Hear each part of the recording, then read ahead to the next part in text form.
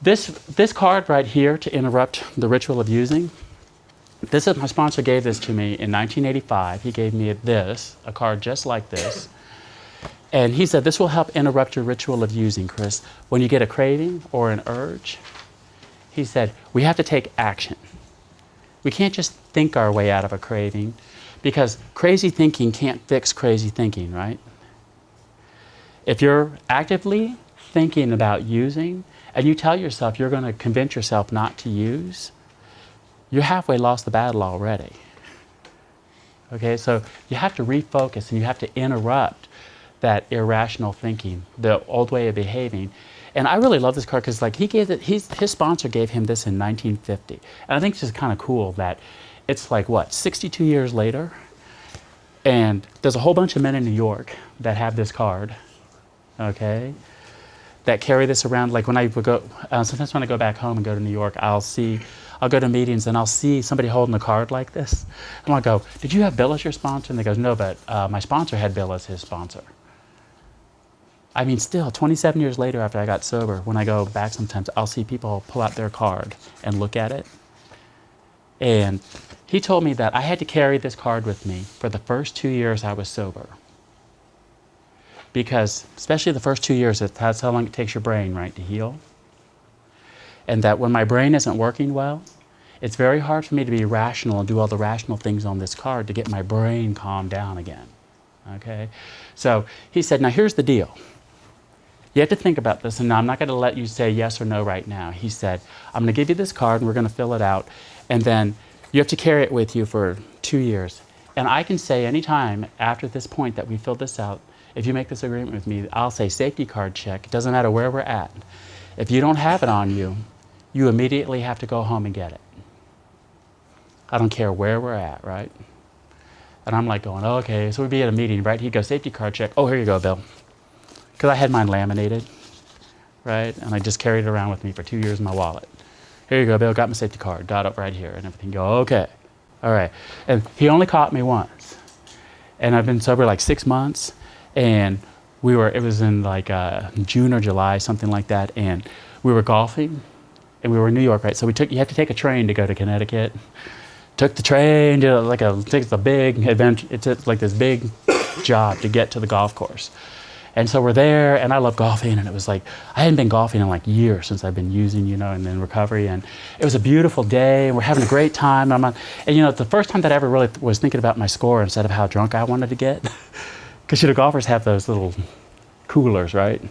They're all drinking out on the course and all that kind of stuff. It's a big part of the game. And so, but I was like focusing on my score actually instead of getting drunk and partying. I was having a great day. So I'm on the 9th tee, right? Get ready to tee up. He goes, oh yeah, by the way, safety card check. And I went, oh. Because I had changed my pants right before we left and I was wearing shorts, right? Because it was hot, it was July. And I left them in my pants back in Greenwich Village. And I'm sitting here going, oh, okay, Bill, you know what? I'll get it as soon as we finish the round and, you know. And he said, is that our agreement? He said, he says, are you breaking an agreement before you negotiate it, Chris? That's how you cause damage in a relationship, right? He said, you didn't negotiate that with me, that if you don't have it on you, that we'll wait till we're done with whatever we're doing and then you could go home. He said, you have to go home right now. And I said, but it's beautiful. I'm shooting well. We're having a great day. I'm going to be with you. How can I use? How can I whatever? And he said, that's not the point. How serious are you about your recovery? And he goes, you better think about that answer right now. Because if you decide to keep playing golf, then I will no longer be your sponsor. Because you've just told me, screw you. I don't really value what you have to bring to recovery. And I'll find somebody that's a better fit. And I'm like going, I was so pissed. I was so mad at him. I was like, because my first time out of the city in recovery, I was like, I was off, my probation officer gave me permission to get out of the city. It was a big deal, to get permission to go. And I'm like, I was so mad. And he said, I'm going to do whatever I'm going to do, Chris. He goes, you make up your mind right now. I said, fine. Just threw my clubs down and I just said, fine. And I went and got a cab. I went to the train station, went back. And that was our home group night, you know, for our AA. And he said, I'll see you at the meeting tonight. I go, yeah, screw you, jerk. You know, I was like, wasn't that nice about it though, right? He said, bless you. Because he was a priest, right? He said, I bless you. See you tonight, right? And so I went home, got my card, and you know, we went to the meeting, and he came up to me that night and he said, you might make it. I'm really proud of you. I'm gonna take you to dinner tonight. We're gonna celebrate. He said, because Chris, I really, honest to God, at that moment thought I was gonna have to fire you. I, honest to God, thought I was gonna have to fire you because, and I was really worried. He says, but I really think that you're serious about being in recovery because you're changing your character. Personalities don't change, Chris, but character's a daily choice. And you decided to keep in agreement. Practicing addicts don't do that. Practicing addicts do not keep agreements with other people. And he said, recovering addicts do. And he says, I have never been prouder of you than today. And after the meeting tonight, I'm taking you out. We're gonna go get some prime rib. We're gonna celebrate, you know. I was still in the halfway house, you know, eating halfway house food. I was like, yeah, right. I was stoked. So I felt, you know, but I knew what he was actually getting at that point.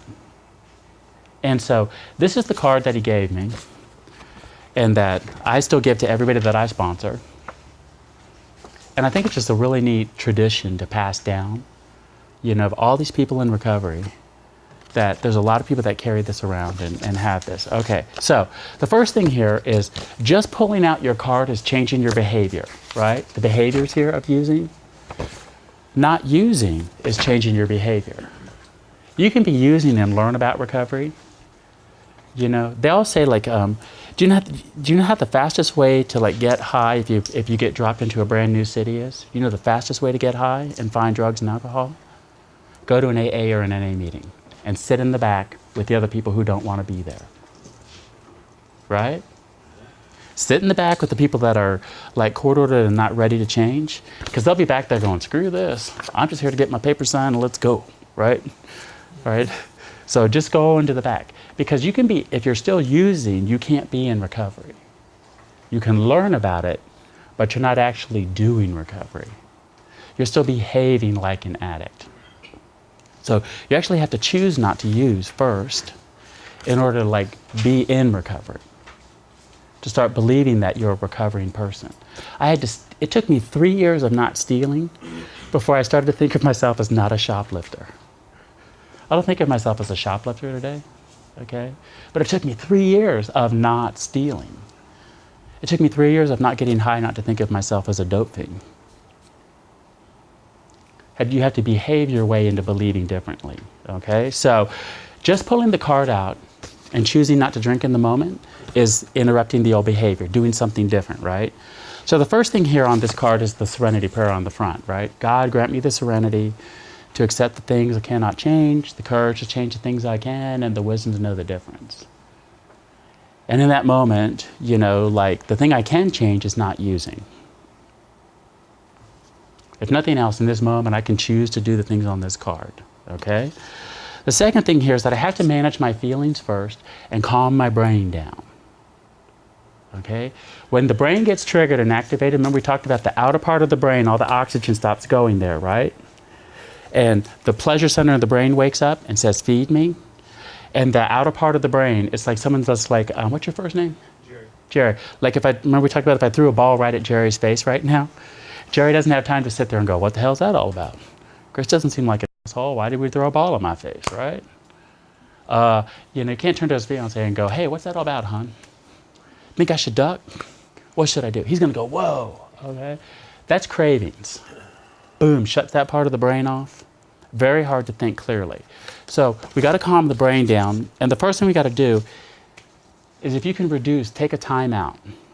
If you can reduce the noise and the lights and the stimulation around you, like I would be at work in a restaurant and we had a bathroom, thank God, there was a small bathroom in the back that you could go lock the door. So when I would get too stressed out, sometimes I would just go in there, just lock the door, turn on the fan, breathe, get away from all of that. Okay, so that's the first thing you can do. Then deep breathing. Taking 5 to 10 deep breaths and taking in 4 counts. Out for 2. 1, 2. In for 4. Getting more oxygen into the brain. Out for 2. Usually taking 5 to 10 deep breaths a lot of times will allow your brain to calm down and start taking some of the power of the craving away. Okay? If that's not enough, then you can do what's called this ice water technique right here. Okay? Is that you can go and actually like take a cold shower. You can put your face in fill up a sink full of water as cold as you can, put ice in there, get a big bowl, fill it up. If the craving is that powerful, and if you bend over and put your face in it and hold your breath stand up, bend over, put your face and hold your breath for as long as you can, it triggers what's called the dive response. All mammals have it. When mammals dive in cold water, they move all the blood away from their extremities. And because you can live without your arms and your legs, right? If you get hypothermia, if you get that cut off. But your heart and your brain, if they go, you're dead, right? So what happens is that it takes all the blood, when you put your face in that cold water, take a cold shower, and it moves it right back to the brain. And it floods your frontal lobe, that outer part of the neocortex, the thinking part of your brain, with oxygen. This also works with PTSD.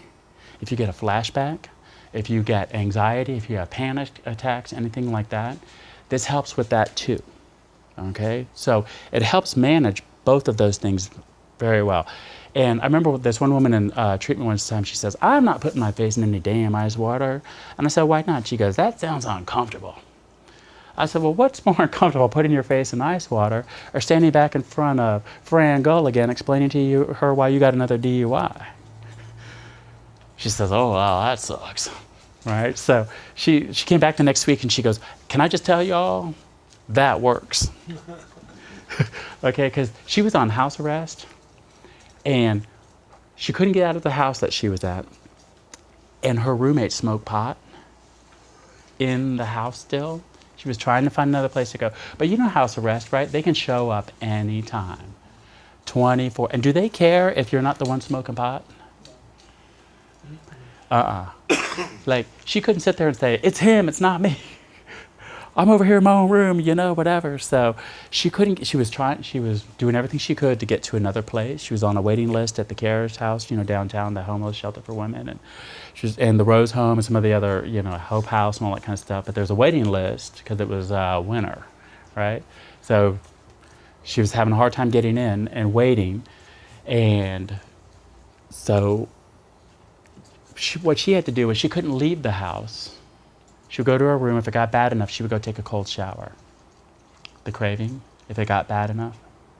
She said, "I can't leave, but I go take a cold shower and it helps."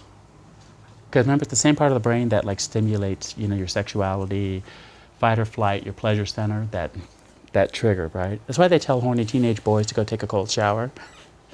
Okay? Because, you know, I mean, even adults, when you're sexually aroused, can make